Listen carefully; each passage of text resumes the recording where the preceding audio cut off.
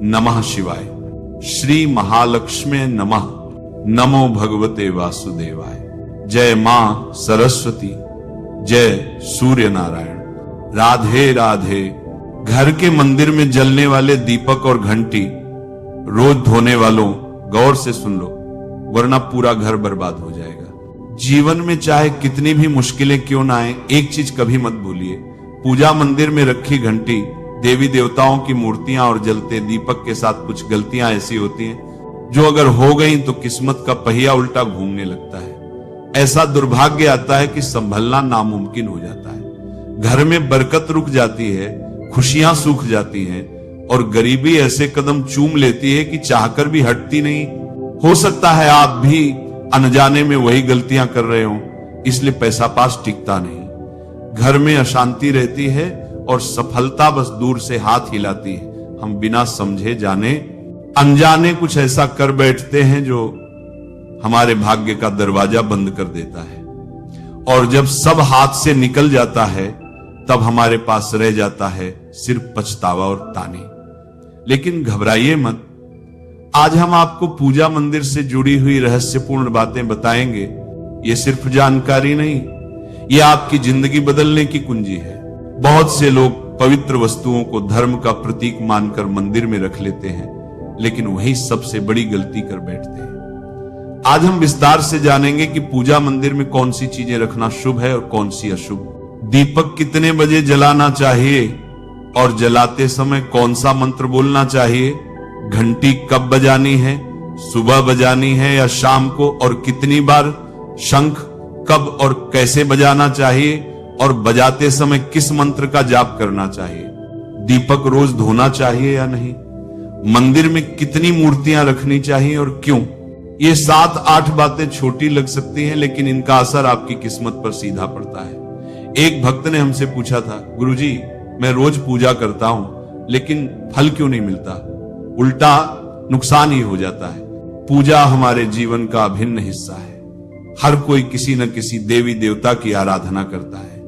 कोई मां दुर्गा के चरणों में शीश झुकाता है तो कोई भगवान विष्णु के नाम का स्मरण करता है, और हां, उनकी पूजा का फल भी मिलता है।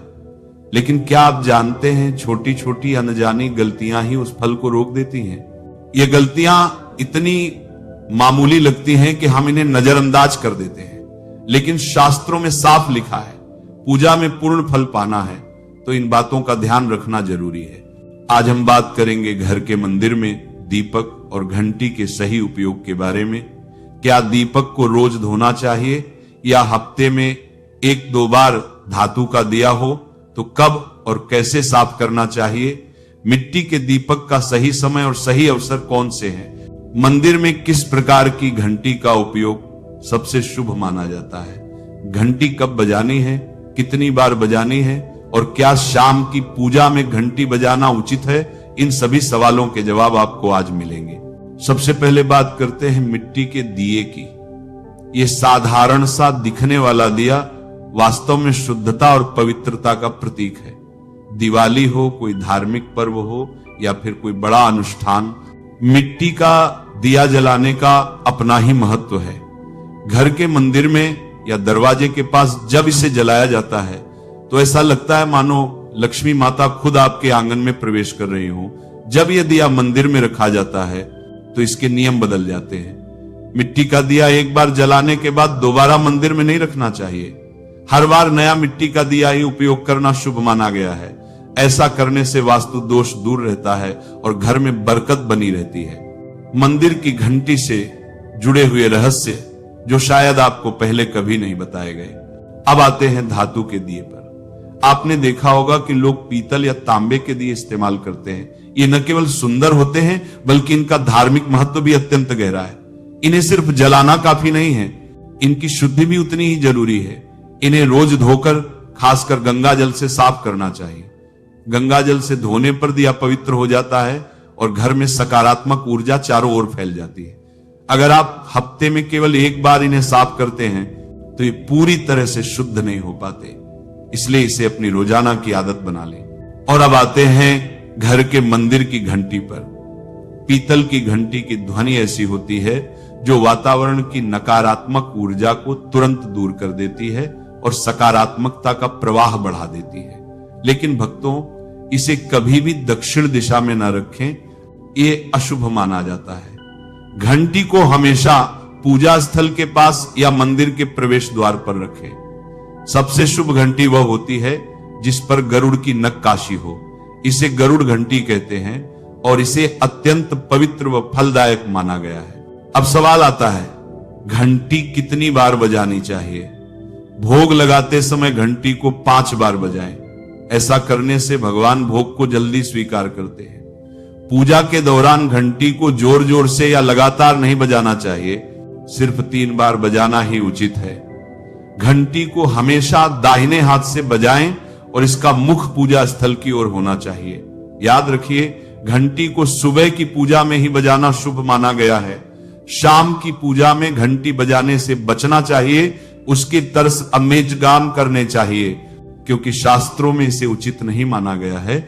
इन नियमों का पालन करने से आपका पूजा पाठ कई गुना अधिक फलदायक और प्रभावी हो जाएगा। भक्तों, ये बातें छोटी लग सकती हैं, लेकिन इनका असर आपकी किस्मत पर गहरा पड़ता है। एक और बहुत ही महत्वपूर्ण बात जो अक्सर लोग नजरअंदाज कर देते हैं, जब भी आप किसी मंदिर जाएं, खासकर घर के बाहर वाले मंदिर में, तो मंदिर में प्रवेश करते समय ही घंटी बजाएं। मंदिर से बाहर निकलते समय घंटी बजाने की कोई आवश्यकता नहीं होती।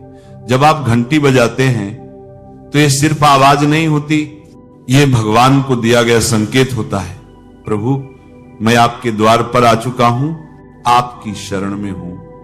एक बार घंटी बजाने का मतलब है कि आपने भगवान के दरबार में प्रवेश कर लिया है और पूजा आरंभ कर रहे हैं। 2 बार घंटी बजाने का अर्थ है कि आप अपनी प्रार्थना, अपने मन की बात सीधे भगवान के समक्ष रख रहे हैं। हम आपको कुछ ऐसी बातें बताने जा रहे हैं जिन्हें शायद आपको कोई न बताए, इसलिए इन बातों को ध्यान से सुनिए, क्योंकि आपके पूजा पाठ को और भी अधिक फलदायी बना सकती है।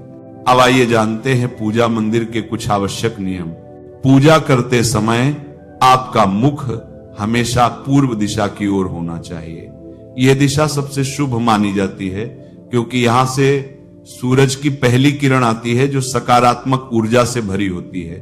पश्चिम की ओर मुख करके भी पूजा की जा सकती है कि कोई कार्य, लेकिन पूर्व दिशा का लाभ कई गुना अधिक है।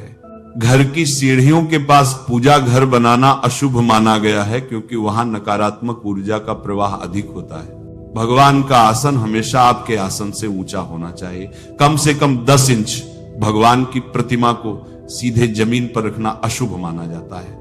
ऊंचा आसन पूजा स्थल में सकारात्मकता और ऊर्जावान माहौल बनाए रखता है। पूजा करते समय हमेशा चटाई या आसन पर बैठें। यह न केवल आरामदायक है, बल्कि ध्यान और श्रद्धा को भी स्थिर रखता है। ध्यान दें कि आपका आसन भगवान के आसन से ऊंचा न हो, इससे भगवान के प्रति आदर और विनम्रता बनी रहती है। अगली बात बेहद जरूरी है, पूजा घर में कभी भी सड़े बासी या मुरझाए हुए फूल न रखें। मुरझाए फूल पूजा में अशुभ माने जाते हैं, क्योंकि वे नकारात्मक ऊर्जा को बढ़ाते हैं। हमेशा ताजे, सुगंधित और खिले हुए फूल ही भगवान को अर्पित करें। जब फूल मुरझा जाएं या काले पड़ जाएं, तो उन्हें सम्मान पूर्वक मिट्टी में दबा दें। इससे नकारात्मक ऊर्जा दूर होती है और आपके घर में पवित्रता बनी रहती है। एक और महत्वपूर्ण नियम, जिस कमरे में आप सोते हैं उसमें घर का मंदिर नहीं बनाना चाहिए। यदि परिस्थितियों के कारण आपको अपने सोने के कमरे में ही मंदिर रखना पड़े, तो रात को मंदिर को ढक दें या उस पर पर्दा डाल दें। इससे रात के समय मंदिर से निकलने वाली ऊर्जा आपके विश्राम को प्रभावित नहीं करेगी। ऐसा करने से घर में शांति और आपकी पूजा में एकाग्रता बनी रहती है। अब एक और विशेष बात, भक्तों कभी भी काले कपड़े पहनकर पूजा न करें। सनातन परंपरा में माना जाता है कि काले वस्त्र मन में भारीपन और नकारात्मक भाव लाते हैं, जो पूजा की ऊर्जा को कमजोर कर देते हैं। हमेशा शुभ और हल्के रंग के वस्त्र पहने, ताकि मन में शांति, पवित्रता और सकारात्मकता बनी रहे। चलिए अब जानते हैं घर के पूजा मंदिर में किन चीजों को नहीं रखना चाहिए। किसी भी देवी देवता की एक ही तस्वीर या मूर्ति रखें। एक से अधिक तस्वीरें ऊर्जा का संतुलन बिगाड़ सकती हैं और पूजा का प्रभाव कम कर सकती है। एक ही रूप को स्थान दें ताकि भगवान की ऊर्जा पूरे मन से आपके जीवन में प्रवाहित हो। घर में शिवलिंग रखना अत्यंत पवित्र माना जाता है, लेकिन इसे सही दिशा में रखें। हमेशा उत्तर या पूर्व दिशा में रखें और स्वच्छ स्थान पर ही स्थापना करें। इसे शोरगुल या गंदे स्थान पर कभी न रखें। भगवान की टूटी हुई मूर्तियां या फटी तस्वीरें पूजा स्थान से तुरंत हटा दें। टूटी मूर्ति पवित्रता को कम करती है और सकारात्मक ऊर्जा के प्रवाह में बाधा डालती है। इसे शास्त्र सम्मत तरीके से त्याग दें। शंख भगवान विष्णु की कृपा का प्रतीक है। गोमती चक्र से घर में समृद्धि आती है और जल से वातावरण शुद्ध होता है। जल को रोज बदलें और इन पवित्र वस्तुओं को हमेशा साफ रखें। रोज पूजा स्थल की सफाई करें। गंदगी से नकारात्मक ऊर्जा आती है और ध्यान भंग होता है। स्थान को सुंदर, सुव्यवस्थित और सुगंधित रखें ताकि मन सहज रूप से भगवान में लग सके। हमारे घर के पूजा मंदिर से जुड़े कुछ ऐसे नियम जिन्हें मानना बेहद जरूरी है। सबसे पहले, पूजा स्थल हमेशा घर के शांत और पवित्र कोने में होना चाहिए और अगर वह उत्तर पूर्व दिशा में हो तो सबसे उत्तम है। यह दिशा घर में सकारात्मक ऊर्जा का संचार करती है और आपकी पूजा को और प्रभावशाली बनाती है। ध्यान रहे, पूजा स्थल कभी बेडरूम या रसोई के पास न हो। ये स्थान दैनिक कार्य और हलचल से भरे होते हैं, जहां नकारात्मक ऊर्जा भी पनप सकती है। मंदिर के आसपास का वातावरण हमेशा साफ सुथरा और सुव्यवस्थित रखें ताकि आपका मन पूजा में एकाग्र हो सके। अब बात करते हैं दीपक और उनसे जुड़े महत्वपूर्ण नियमों की। दीपक जलाना सिर्फ एक परंपरा नहीं, बल्कि भगवान के आशीर्वाद और कृपा का प्रकाश है जो आपके घर और जीवन में उजाला भर देता है।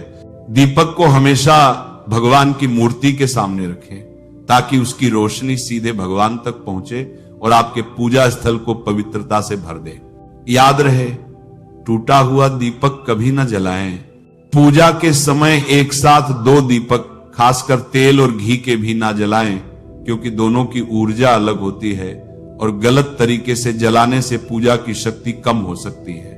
वास्तु के अनुसार घी का दीपक बाईं ओर और तेल का दीपक दाईं ओर रखना शुभ होता है, लेकिन ध्यान रहे, दीपक कभी भी पश्चिम दिशा में न रखें। दीपक के लिए उत्तर या पूर्व दिशा सबसे अच्छी मानी जाती है। साथ ही बत्ती का मुंह भी हमेशा इन दिशाओं की ओर होना चाहिए ताकि सकारात्मक ऊर्जा का प्रवाह और अधिक बढ़ सके।